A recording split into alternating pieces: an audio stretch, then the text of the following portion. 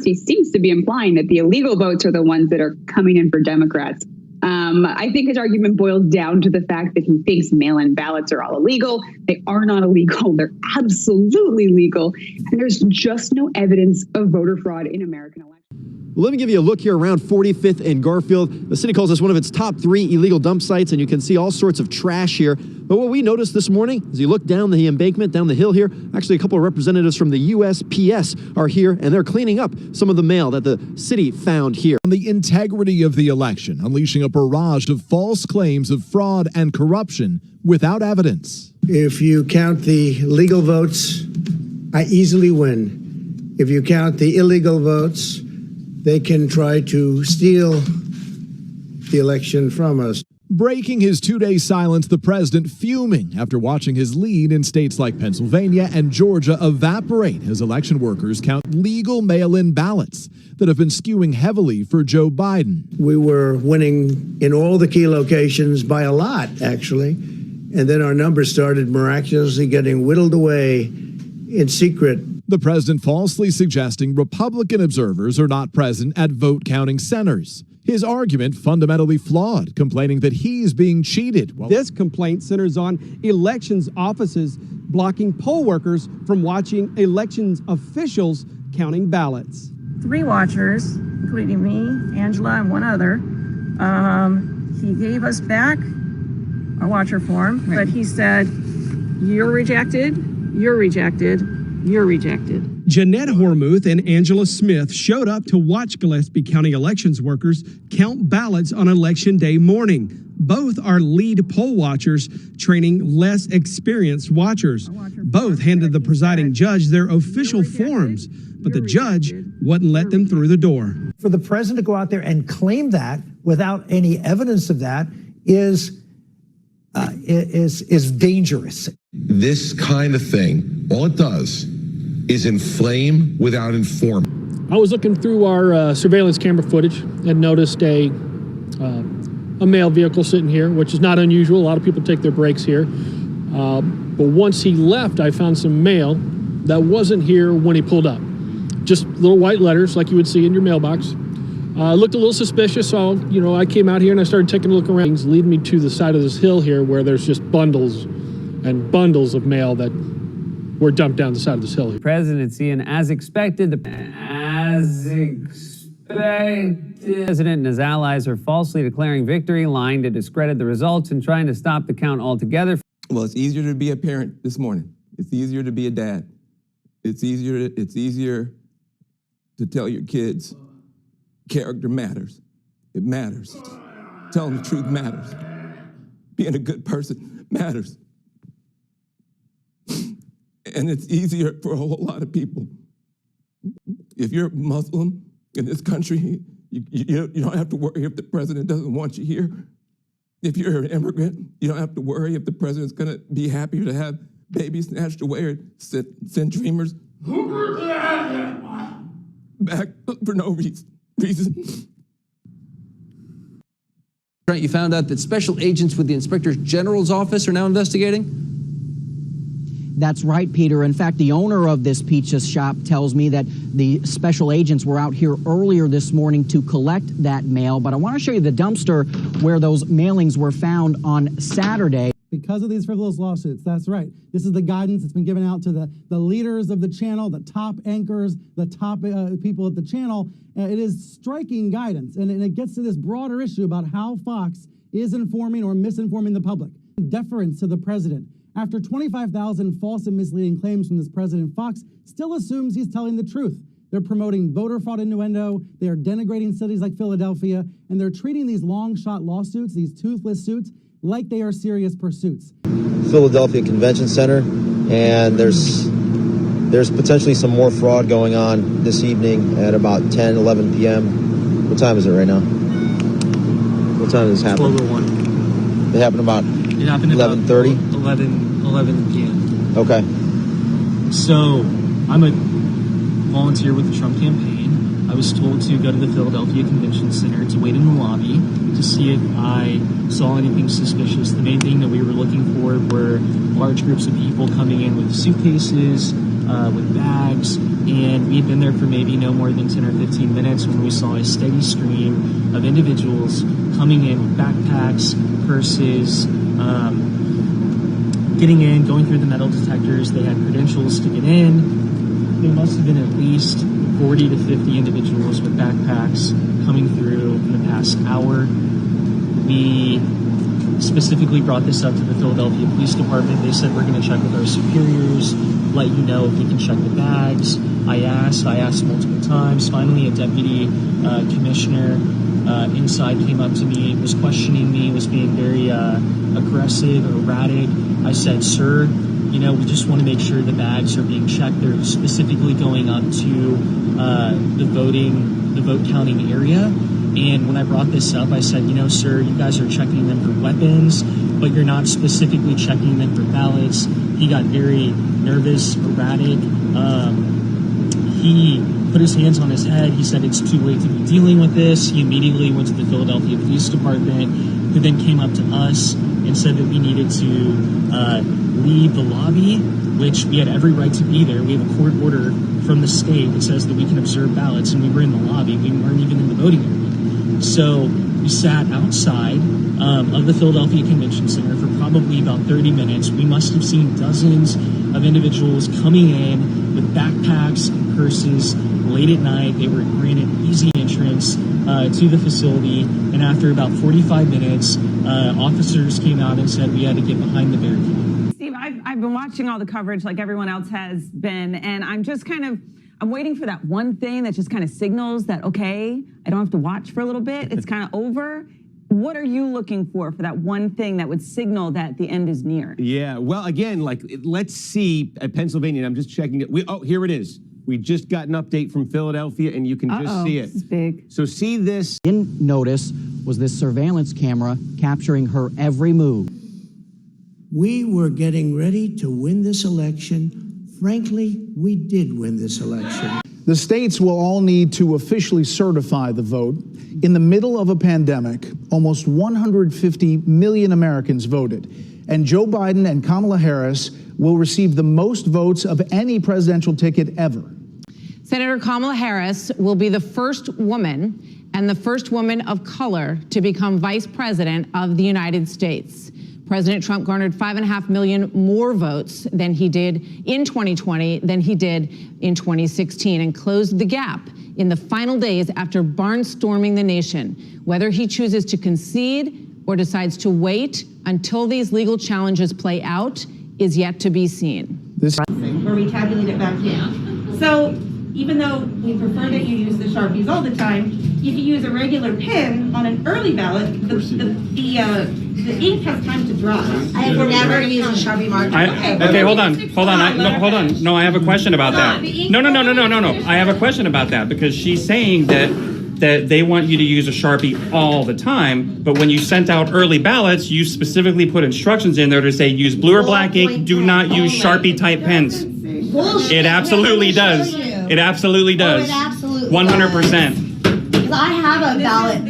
And these are the votes. I get early ballots because my daycare. These are the votes that you guys aren't keeping track of. That's the bottom of it. Use a black ballpoint pen. These are the votes you can toss and we'll never even know it.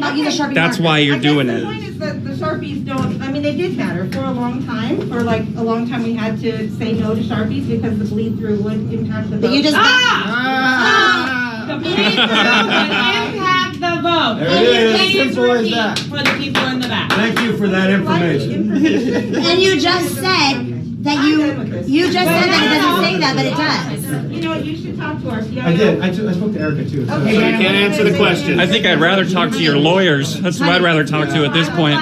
So you can't answer the questions you said you would answer. I didn't get an email address, ma'am. I need an email address. Answer the questions you said you would answer, ma'am. Lawyers' names. They can try to steal the election from us. Is no credible evidence of widespread fraud. Yeah. None. You might as well hand in your press credential at the same time because you can't be taken seriously as a journalist. Yeah. More specifically, the Barlow branch. Your boss told you and your colleagues something that shocked you this morning. What was it? We were issued a directive this morning to collect any ballots we find and mailboxes, collection boxes, just outgoing mail in general, separate them at the end of the day so that they could hand stamp them with the previous day's date. Today is November 4th, for clarification. Who is your boss, and what is his title? Jonathan would be a direct supervisor, yes. As of right now, he is the opening supervisor for the Barlow Branch Post Office. So and this is anecdotal, carrier down in another office said they watched the postmaster doing it. If it were just a typical day, it would be clerks doing it up at the distribution center. So 8 p.m. election day, November 3rd, the Court of Appeals ruled ballots have to be received by that time.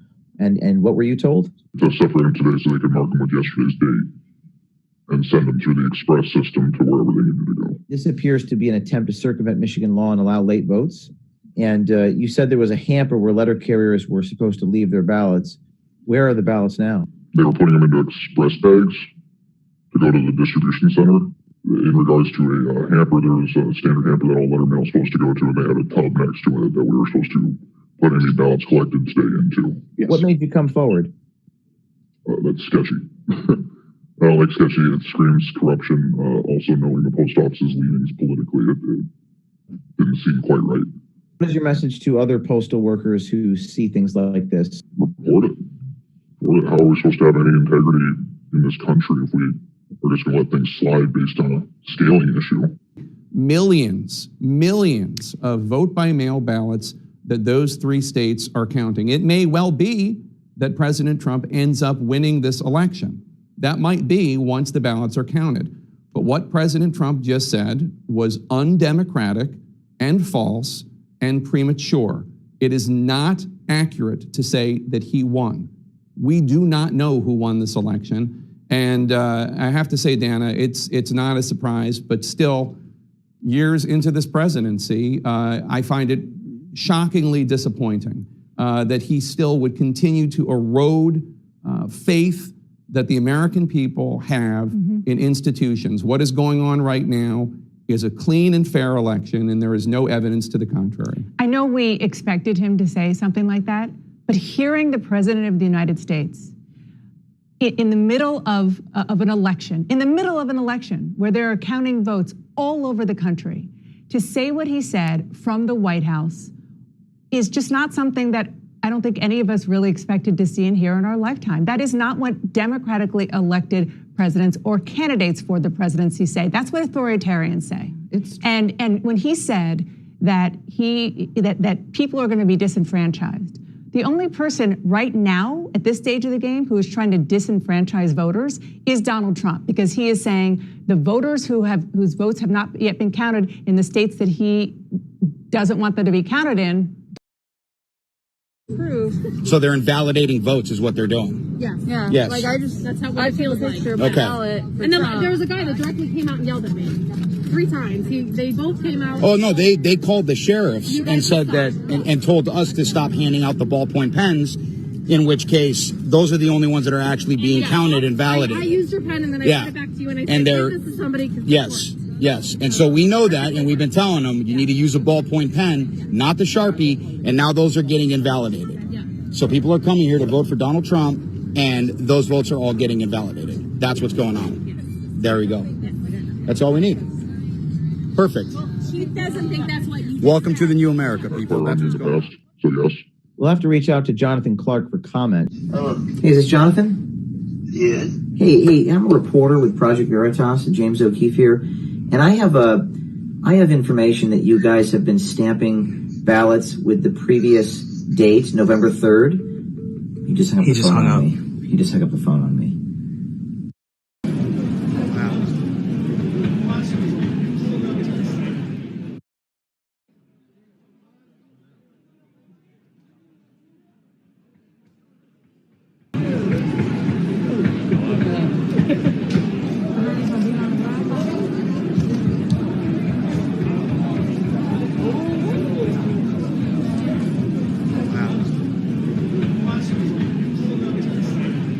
Probably about 30 minutes, we must have seen dozens of individuals coming in with backpacks and purses late at night. They were granted easy entrance to the facility, and after about 45 minutes, Officers came out and said we had to get behind the barricade. No, that's why I told you, call the police, do it. If you legal, call the cops. The city guy is using the bathroom. He'll be there. Call that number. Tell him to call somebody. I have a citywide watcher certificate. It's not for this location. It's not for it is not. Is this the city of Philadelphia? This is the city of Philadelphia. This is the city of Philadelphia. This is the city of Philadelphia. You wanted to talk. You wanted to talk outside. Let's talk. I have a watcher. I asked you to read the line. The line said it's good in every ward and division in the city. And so I have the Baxter, Mr. Baxter, whatever, had to go to the head guy because I want to see every one of those ballots, copy them down, copy down the precinct because they don't show up on any list. So I just grabbed one box. It's 500 names of people that are not on a register, they're not on the supplement list. Were you in there? She was in there this morning. No, I've been in there all day. I just left. And so why won't they let anybody into view? Their capacity. They said there's capacity. In the morning, you could just walk right in. So I trained and walked right in. Because of COVID, they're saying capacity We now? all have masks on. No, we'll put our masks on. I think it's the poll workers don't wanna like us see- there. And they're very rude, But you you're know. allowed legally to go. It doesn't say there's capacity. That's why we have the Supreme Court order. Yeah, And not to let us in the building? Not to let you in the building, it's bizarre. Because this building is not So a they're letting, capacity. and you know, Maybe there's the those room of is. us that leave, like a few people. Good morning. I'm Chris Padone. I'm going to give my account what happened. I was here, actually been here for quite a bit, and was here with members of the Trump campaign and came in a media capacity to obtain content information on election night, and unfortunately was stereotyped in that regard. And you can take for that what you may, and was not able to obtain any type of access by any means, and got a little bit, I guess you can say assertive or aggressive is the word, so to speak. And the question was asked at 1:30 in the morning, why are you here? And our response was, well, it's election night. That's why we're here, and you guys are obviously counting ballots. And it was unique because they said they had an hour and a half left of counting to do, and an official came out who was kind and asked us to sign documents, and a few moments later we were asked to leave.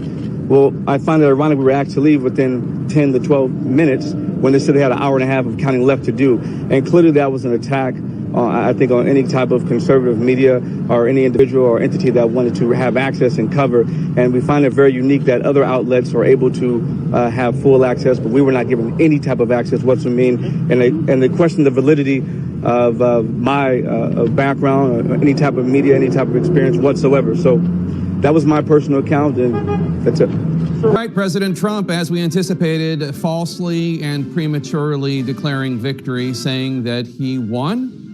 He did not win. He has not won. The president falsely depicting the counting as of votes as a fraud and an embarrassment. That is not what is going on. What is going on is the normal democratic process. Almost everything President Trump said in his declaration of victory was not true. It is true that he is ahead in the polls right now in Georgia and North Carolina. Whether or not Biden will ever catch up is a matter for Georgia and North Carolina and their election officials to decide.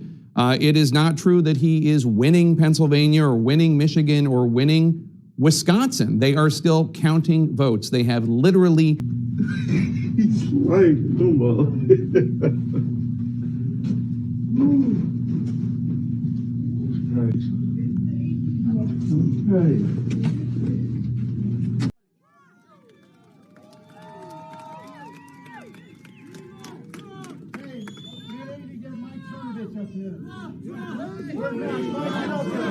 We love Trump! We love Trump! We love Trump! We love Trump! We love Trump! We love Trump! We love Trump! We love Trump! Hi guys, thanks for coming.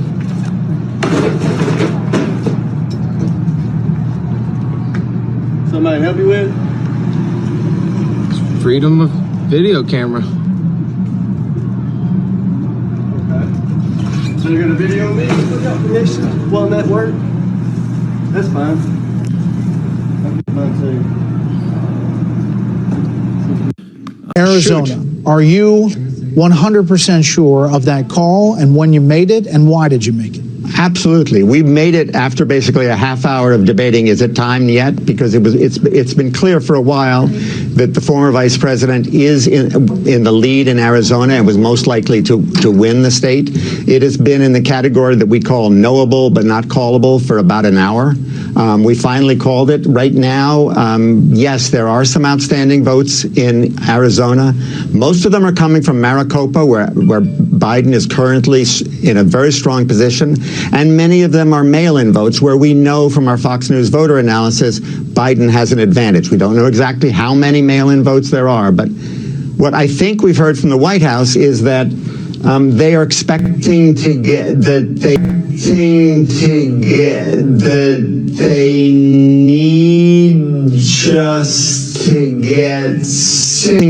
they need just to get 61% of the outstanding vote, and there are 870,000 outstanding votes, and they'll be getting that. That's not true.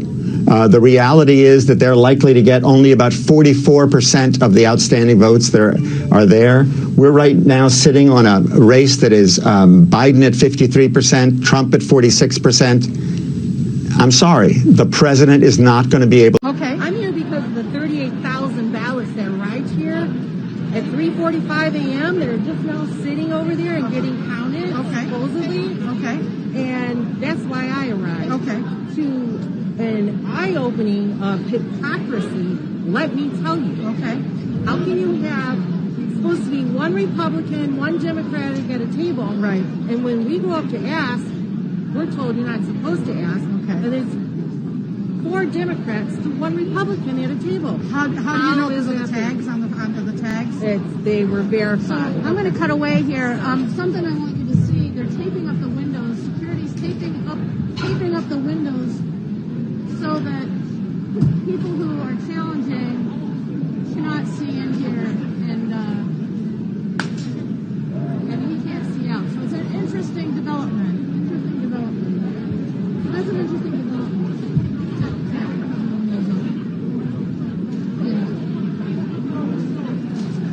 You know, that's one thing the Secretary of State, Jocelyn Munson, said, is that every vote in this state will be counted. Exactly. And now there's been some controversy because we've heard about some mysterious box that showed up at 3 a.m. with 38-some thousand votes in it. You just heard her talk about it. I've talked to other Republicans about it. We don't know where those votes came from. We don't even know if they're votes. We just know their boxes showed up, and they're here to make sure that someone didn't nefariously slip in 38,000 extra ballots in here. So if you can turn around and see what's going on back here, what we're told is they're counting military votes right now, and so security has been careful because I think they were worried that someone was getting a little too close to the ballots. Again, I keep saying this over and over again, but tensions are so high, and it's all coming from the Republicans who feel that they are being shut out, that they're being outnumbered, that they're being silenced, and they think that the system is set up so that all these votes, so that the process of counting the votes is only overseen by Democrats. And I've talked to people from both sides, and Stop the vote! Stop the vote! Stop the vote! Stop the vote! Buy American news! Fake news! And you also have to know that one way or another. Stop the voting! Now, why are we covering the windows, guys? I mean, that's no fishing. If you got nothing to hide, why are you shutting the windows like that? This is ridiculous. This is out of the playbook of South America. Excuse me, sir. You cannot cover these windows. We will file a federal lawsuit. This is wrong what we're seeing right now. We're witnessing evil.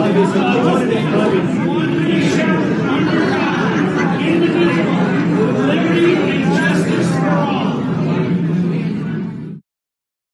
Family stealing the election. The media's covering up. The Biden crime family stealing this election. The media's covering up. The Biden crime family stealing this election. The media's covering up. We want our freedom for the world. Give us our freedom, Joe Biden. Joe Biden's covering up this election. He's stealing it. This is a fraud on the American public. This is an embarrassment to our country. We were getting ready to win this election. Frankly, we did win this election. We did win this election. So our goal now is to ensure the integrity for the good of this nation. This is a very big moment. This is a major fraud in our nation. We want the law to be used in a proper manner. So we'll be going to the U.S. Supreme Court. We want all voting to stop. We don't want them to find any ballots at 4 o'clock in the morning and add them to the list, okay? It's a very sad moment. To me, this is a very sad moment, and we will win this, and as far as I'm concerned, we already have won it. All right, President Trump. Not a Republican, and nor are you a conservative. Is that accurate? That would be an understatement. And indeed, you're the former editor-in-chief of Psychology Today. Correct. So you're a respected academic. You testified before this committee that Google's manipulation of votes gave at least 2.6 million additional votes to Hillary Clinton in the year 2016. Is that correct? That's correct. And I want to make sure I understand. You personally supported and voted for Hillary Clinton. I was a very strong public supporter of Hillary Clinton, yes. So you're not dismayed that people voted for her, but your testimony is that Google is, through bias in search results, manipulating voters in a way they're not aware of. On a massive scale. And what I'm saying is that I believe in democracy. I believe in the free and fair election more than I have any kind of allegiance to a candidate or a party. And looking forward, if I understood your testimony correctly, you said in subsequent elections, Google and Facebook and Twitter and big text manipulation could manipulate as many as 15 million votes in a subsequent election? In 2020, if all these companies are supporting the same candidate, there are 15 million votes on the line that can be shifted without people's knowledge and without leaving a paper trail for authorities to trace. Now, you described the Go Vote reminder, and you said it wasn't a public service announcement, but rather manipulation. Can you explain how? I'm not sure everyone followed the details of that. Well, sure. If on Election Day in 2016, if Mark Zuckerberg, for example, had chosen to send out a Go Vote reminder, say just to Democrats, and no one would have known if he had done this, that would have given that day an additional at least 450,000 votes to Democrats. And we know this without doubt because of Facebook's own published data, because they did an experiment that they didn't tell anyone about during the 2010 election. They published it in 2012. It had 60 million Facebook users involved. They sent out a Go Vote reminder, and they got something like 360,000 more people to get off their sofas and go vote who otherwise would have stayed home. The point is, I don't think that Mr. Zuckerberg sent out that reminder in 2016. I think he was overconfident. I think Google was overconfident. All these companies were. I don't think he sent that out. Without monitoring systems in place, we'll never know what these companies are doing. But the point is, in 2018, I'm sure they were more aggressive. We have lots of data to support that. And in 2020, you can bet that all of these companies are going to go all out. And the methods that they're using are invisible. They're subliminal. They're more powerful than most any effects I've ever seen in the behavioral sciences. And I've been in the behavioral sciences for almost 40 years. You know, our Democratic colleagues on this committee often talk about what they view as the pernicious effect of big money and big corporate dollars. What you are testifying to is that a handful of Silicon Valley billionaires and giant corporations are able to spend millions of dollars, if not billions of dollars collectively, massively influencing the results of elections. And there's no accountability. You said we don't know We have no way of knowing if Google or Facebook or Twitter sends it to Democrats or Republicans or how they bias it, because it's a black box with no transparency or accountability whatsoever. Am I understanding you correctly? Senator, with respect, I must correct you. Please. If Mark Zuckerberg chooses to send out a go vote reminder just to Democrats on Election Day, that doesn't cost him a dime. Fair enough. Do you happen to know who the Hillary Clinton campaign's #1 financial supporter was in the year 2016? I think I do, but please remind me. The #1 financial supporter of the Hillary Clinton campaign in the 2016 election was the parent company of Google, Alphabet, who was our first witness. They were her #1 financial donor, and your testimony is, through their deceptive search methods, they moved 2.6 million votes in her direction. I would think anybody, whether or not you favor one candidate or another, should be deeply dismayed about a handful of Silicon Valley billionaires having that much power over our elections to silently and deceptively shift vote outcomes. Again, with respect, I must correct you. The 2.6 million is a rock bottom minimum. The range is between 2.6 and 10.4 million, depending on how aggressively they used the techniques that I've been studying now for 6.5 years. Wow, could you just say that again, please? The 2.6 million is a rock bottom minimum. The range is between 2.6 and 10.4 million votes, depending on how aggressive they were in using the techniques that I've been studying, such as the search engine manipulation effect, the search suggestion effect, the answer bot effect, and a number of others. They control these, and no one can counteract them. These are not competitive. These are tools that they have at their disposal exclusively. Are you guys collecting ballots? Yeah. I thought they collected them all. I just want to document. No, we're still collecting. How much? Wait, but how come they already called the state? Because these are mail-in ballots. Are there a ton in there? Yeah. All right, are you collecting from a lot of places?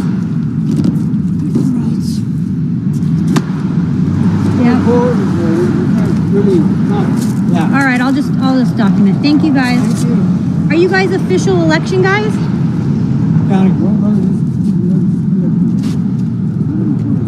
All right, and let me just ask you one thing. Where do you guys take them? Election center. That's it. Is that in the government building? LA County. Okay. Thank you. Thank you. Are there a lot more in there? 6 feet, please. Okay.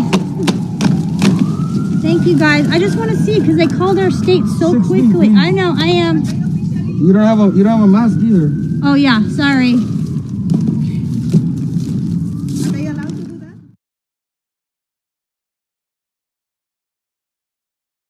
说白了，之前已经跟你签了一个东西，是吧？然后呢，这边意思就是说啊，你看你别以为我们没你的东西啊，必须得赢，这是第一，不管用什么手段都要赢这个大选，否则的话啊，第二就是赢了以后你还得听中共的，真的是要不仅仅是要把14亿人啊，把联合国真的是要把美国彻底，美国的总统啊，未来的哪个总统，未来多少年以后的多少任总统都是他们的，都是他们说了。I think that the world is watching, and they're watching an American president undermine democracy in the United States. It's painful to those of us who love America. It is painful and dangerous what he's doing. It is not surprising, of course, because he told us early on that if he didn't win, he was going to say the election was rigged, and maybe we didn't believe he would come out and do it in this way. But it is still startling to us to just hear the president from a podium in the White House undermine democracy. And for the president to go out there and claim that without any evidence of that is is dangerous. That position that he took, I think, is very dangerous. But it's comforting to me that our system is holding. People are still counting these votes.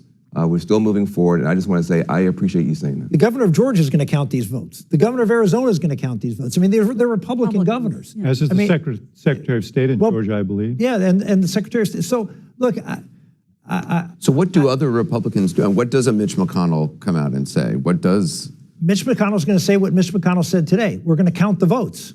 And that's what every Republican is going to say. The votes in Pennsylvania need to be counted. People voted. You have to count their votes.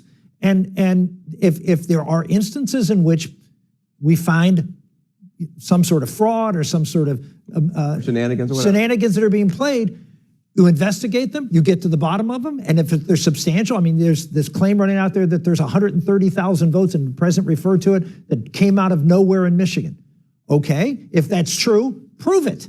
Go out there and find where, find it and do it. And if it's true, then you got a serious problem, and then we attack it. But counting absentee ballots and counting mail-in ballots is not fraud. Well, let's be clear. The president believes that an election is County under investigation tonight after 60 huge bags of undelivered mail were removed from his home. How long has this been going on? And more importantly, why? Lots of people want answers this evening. Eyewitness News reporter Michelle Charlesworth is live at the scene in the hamlet of Belmore. Michelle? Well, a United States Postal Service official has confirmed to me that people in this area of Belmore had been complaining that their mail was being mishandled. He also says this is an active investigation, no arrests, no charges. Nicholas Beauchesne of Kearney, New Jersey, threw out more than 1,800 pieces of mail, which included 99 general election ballots intended to be delivered to residents along his routes in Orange and West Orange. The Postal Service says that mail has since been delivered. Beauchesne will be arraigned this afternoon and faces 5 years in prison and a $250,000 fine if convicted. Fraudulent when he does not win. That is what he believes. Before the election in 2016, when he thought he wasn't going to win, he predicted that the election would be rigged, that the election was fraudulent. When he didn't win the popular vote, he contended that the 3 million votes that he lost by were fraudulent votes, and he impaneled a commission, a government commission, to find those votes, and they never could. So really this is incredibly disturbing, but it's not surprising. This is who he is. I have big differences with Donald Trump over policy, and the same differences that I probably have with you over some of these policies. But what we've learned is, I'd say 50 to 60 poll watchers who will all testify that they were uniformly,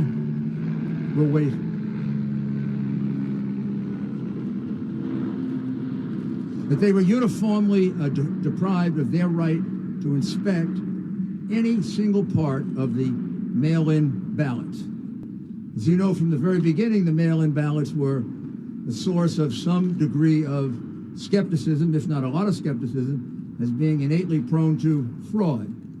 The New York Times had written that 10 years ago under other circumstances, but of course changed their mind once it was a situation involving President Trump.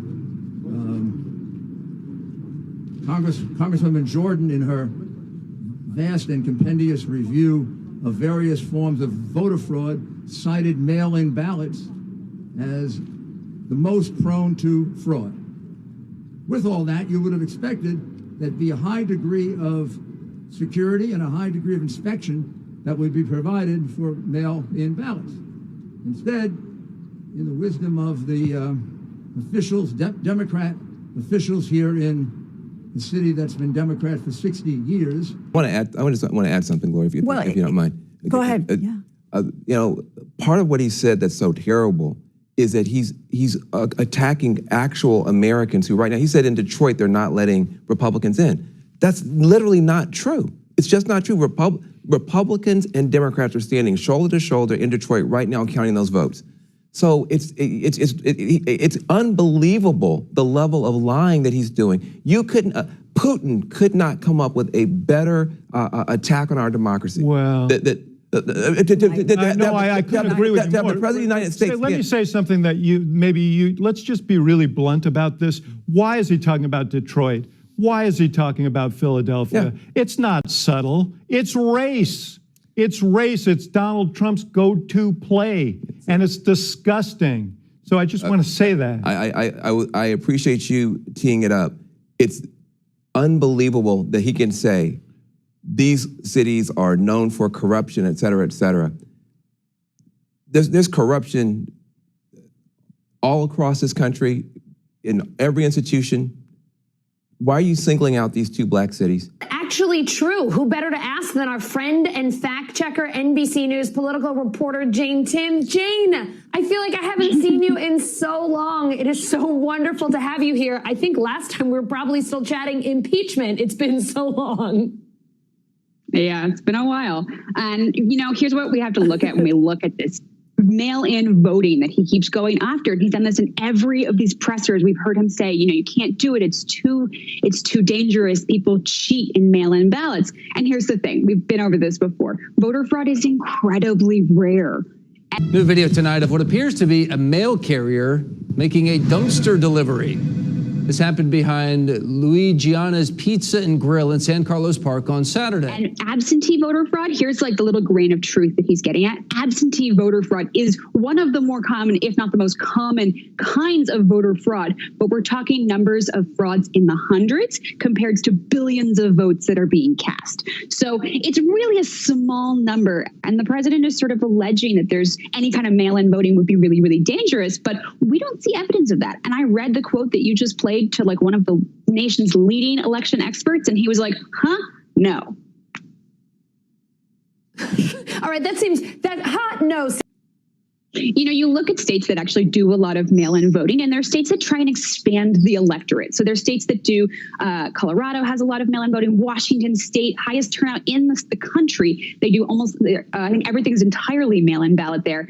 And they're designed often by Democrats because they want to have more people vote. But I asked an election advocate, a voting rights advocate, does it make it easier for people to vote if they have mail-in ballots? And what she said is it's important to have a lot of options so that voters can take advantage of what works for them. So in a pandemic, of course, mailing your ballot seems like it's the safest way for a lot of people. But she said there's going to be people who have disabilities, who have other reasons that a mail ballot might not work. If their mail's not coming reliably or they don't have a permanent address, you can still vote without a permanent address in many states with various sort of precautions that are there for those people. She said options are really key to expanding the ballot access to everybody. But the idea that this is about Democrats and Democrats are the only ones who benefit from mail-in voting is hooey. Utah, the Republican bastion of Utah, does mail-in voting. Well, there you have it.